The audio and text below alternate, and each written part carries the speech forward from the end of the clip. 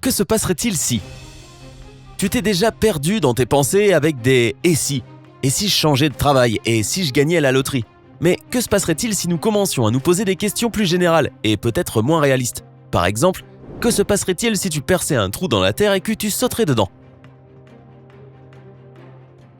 Tout d'abord, ce serait un sacré raccourci. Au lieu d'être assis avec des crampes dans un avion parcourant 20 000 km, tu n'aurais plus qu'à parcourir 12 700 km. Bora Bora, j'arrive. Tu réduirais également le temps de voyage. Cela ne te prendrait que 42 minutes pour aller de l'autre côté de la planète. Mais si tu es aux États-Unis, tu devrais plutôt être prudent et prendre un bateau avant de sauter dans ce trou à travers la Terre. En effet, en moins de 30 minutes, tu te retrouverais au milieu de l'océan Indien. Et si tu te trouves au Chili quand cette idée sympa te vient à l'esprit, youpi.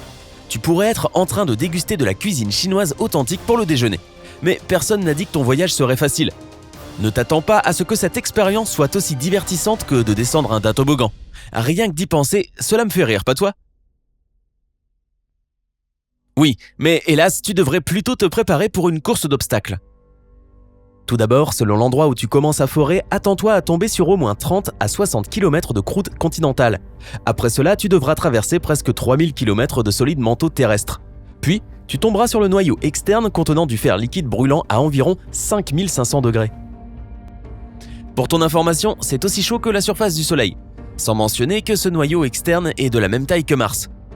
Ok, tu as maintenant traversé le noyau externe, alors place au noyau interne de la taille de la Lune.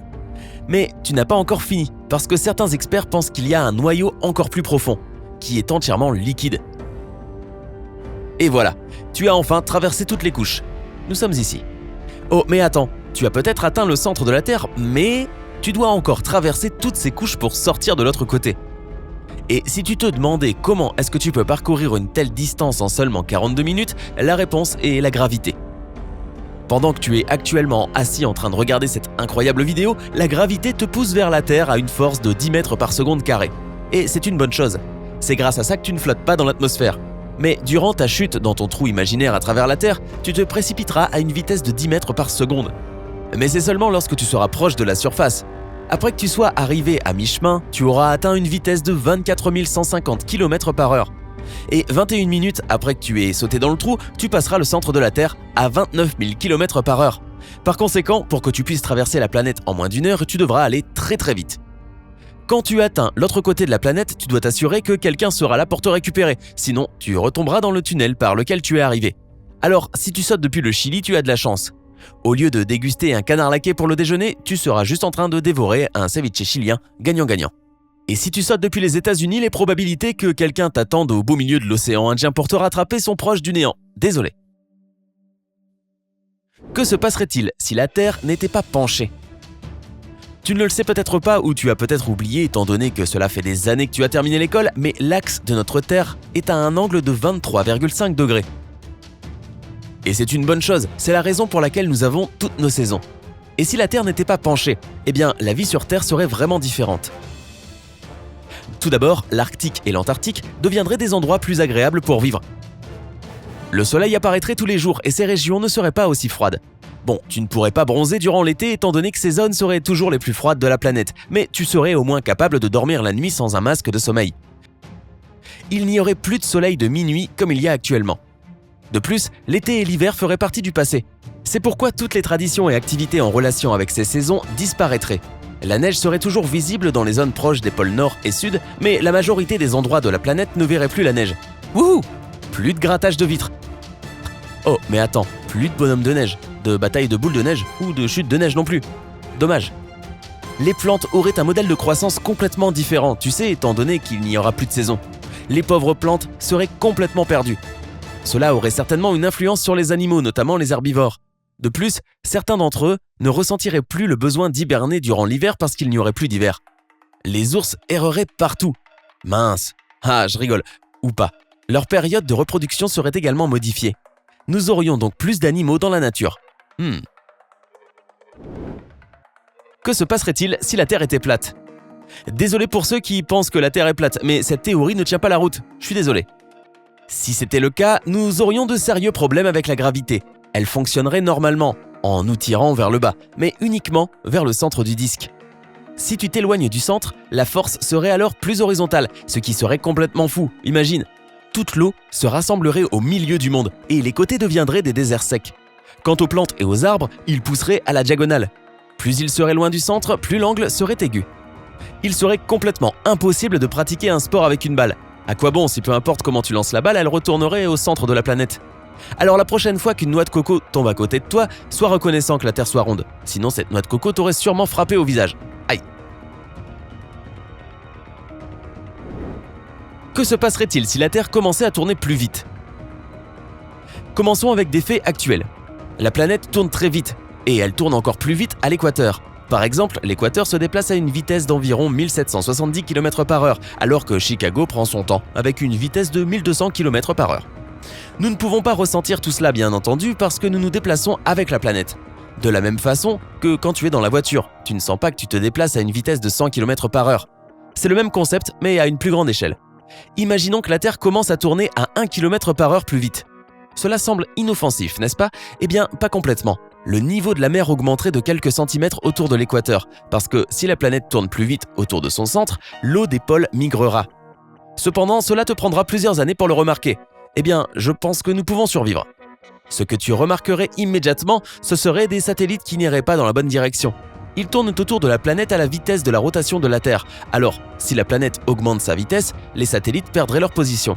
Cela pourrait au moins provoquer des perturbations temporaires dans le domaine de la télévision, de la communication et même dans des opérations militaires. Waouh, cela devient un peu plus sérieux maintenant. Cependant, les choses pourraient être plus terribles que ces petits inconforts. Plus la planète tourne vite, plus la situation deviendra catastrophique. Par exemple, tu perdras du poids. J'ai cru que tu as dit catastrophique.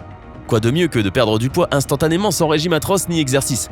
Attends un peu, ne va pas aussi vite. Même actuellement, si tu vas à l'équateur, au lieu de peser tes 68 kg habituels, tu ne pèses que 67 kg. Pourquoi? Étant donné que l'équateur tourne plus vite, il génère plus de force centrifuge, et cette force combat la gravité. Mais juste un petit peu. Suffisamment pour stimuler ta confiance en toi après être monté sur la balance. Et plus la planète tourne vite, plus tu seras léger. Si la Terre commençait à tourner à une vitesse de 28 390 km/h, tu serais en état d'apesanteur et serais éjecté de la planète. Oh oh! Si tu penses que c'est mauvais, il y aurait des tas d'autres conséquences catastrophiques. Tout d'abord, l'équateur coulerait. De plus, les ouragans seraient extrêmement puissants et de sévères tremblements de terre secoueraient la planète. Ok, je n'ai pas vraiment envie de vivre sur cette planète.